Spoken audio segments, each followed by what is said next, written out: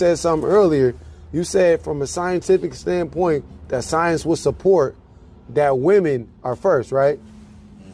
Can a woman? What's a woman's chromosomes? It's the XY.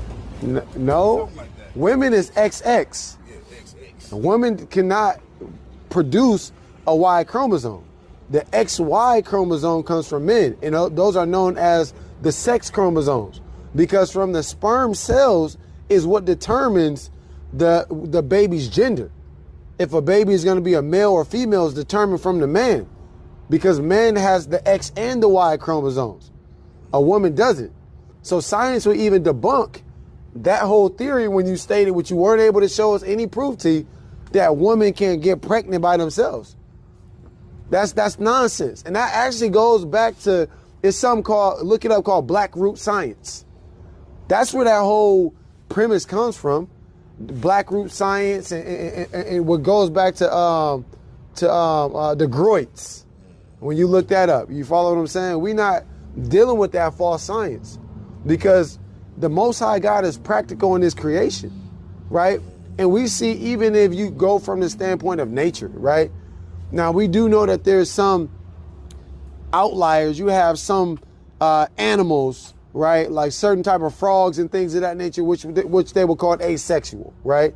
But even when you get into the science of that, it's still more leaning towards them having a more masculine type of reproductive processes. You feel me? Because nothing can be made without sperm and an egg. Right. Everywhere you go, you're still going to have that sperm that's generated from the male that fertilizes that egg. So we can't escape the creation. And that's why I say we could close the Bible and cut all these doctrines, and they all going to lead back, as far as the truth, to the scriptures, King.